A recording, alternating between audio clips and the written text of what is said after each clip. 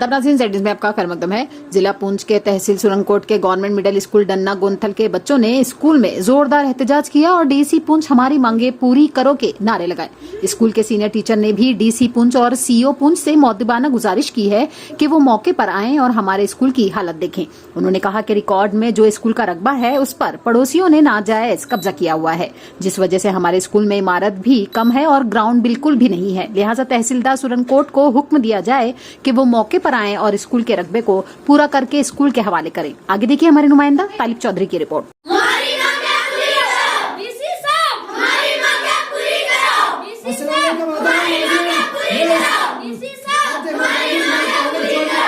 पहुंच चुका हूँ जिला पुंछ के तहसील सुरंगकोट गांव गोंथल मिडिल स्कूल में पहुंच चुका हूँ।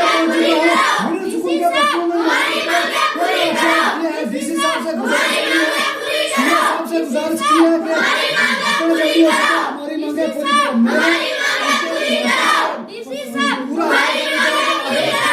करो। अगर बच्चे इस नौबत पर पहुंच चुके हैं, इन बच्चों ने जो है यहाँ पर एहतजाज हमारी मांगे पूरी को, इनका स्कूल का जो रकबा है उस पर कब्जा हो चुका है। मालिक सरकार में स्कूल है, ये स्कूल जो है मालिक सरकार लैंड में है, लेकिन उस पर भी कब्जा हो चुका है। सिर्फ 10 मरले इनके पास जो है, 10 मरले हमारे पास मास्टर है। क्या नाम है जनाब? बशीर साहब हमारे पास मौजूद है। बशीर साहब थोड़ा आ जाएंगे। क्यों ये एहतजाज किया बच्चों ने? बच्चे क्यों पढ़ाई छोड़कर बच्चे डीसी साहब को गुजारिश कर रहे हैं कि हमारी मांगे पूरी करो? क्या मामला है जनाब, बताएंगे? सरकार देख रही है आपको, आपने खुद देखा है कि यहाँ बिल्डिंग्स की भी प्रॉब्लम है, ग्राउंड की भी प्रॉब्लम है, उसके बाद बच्चों का इक्विपमेंट पूरा नहीं है। 3 कमरे हमारे जो बने हुए हैं ICT लैब्स, आज के मॉडर्न दौर में कंप्यूटर कितना अहम है आप खुद ही जानते हैं। इस उम्र में अगर ये बच्चे कंप्यूटर का काम सीखेंगे तो ये खुद साख्ता हो जाएंगे, अपने पैरों पर खड़े हो जाएंगे। इसी उम्र में अगर ये बच्चे बेकार रहेंगे, आज ड्रग्स है मुख्तलिफ जो इस वक्त यंग फेडरेशन की जो जानलेवा जो चीजें हैं उनसे अलहदा होने के लिए, उनसे दूर रहने के लिए स्पोर्ट्स ही एक अहम जरिया है कि जिसमें इन्वॉल्व होकर स्पोर्ट्स एक्टिविटीज में बच्चे और नौजवान हमारे जो हैं वो इन्वॉल्व रहेंगे। और इस ड्रग्स वगैरह से जो इस वक्त नौजवान की, हमारे पूरे जम्मू कश्मीर की इस वक्त नौजवानों की जान की दुश्मन बनी हुए है,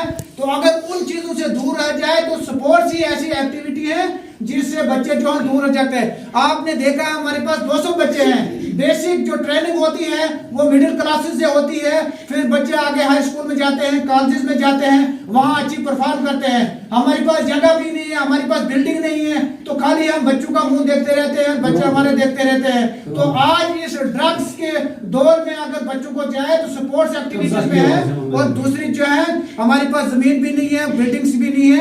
इस वजह से इन बच्चों में कमी है, इस वजह से बच्चे हम पर तंग है कि आप ग्राउंड का क्यों नहीं करते, कुछ ग्राउंड का क्यों नहीं, हम कहां पर खेलें? तो रिसर्च के टाइम भी नहीं है। और जो इंक्रोचमेंट है यहाँ पर, मैं खास करके हमारे ऑफिसरान साहब से, ZU साहब से और CO साहब से गुजारिश करता हूँ कि वो महकमा को साथ लेकर यहाँ एक दिन आए, 10-15 मिनट यहाँ हमारे साथ रहे और देखें कि ये इंक्रोचमेंट जो है ये क्यों हुई है, किस दौर में हुई है। बराबर हम इसका पीछा करते हैं लेकिन कोई नहीं सुनता है। सर कभी CO साहब यहाँ आए?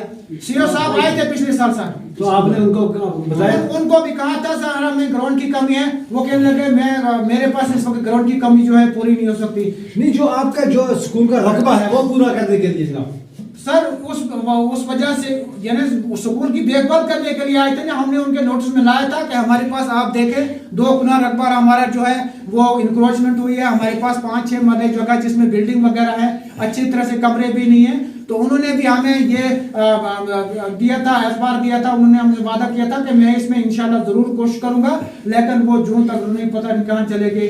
तो उसके बाद उनका तबादला हो गया। कौन देखता है सर, यहाँ दूर दराज पहाड़ी इलाके में कौन आता है?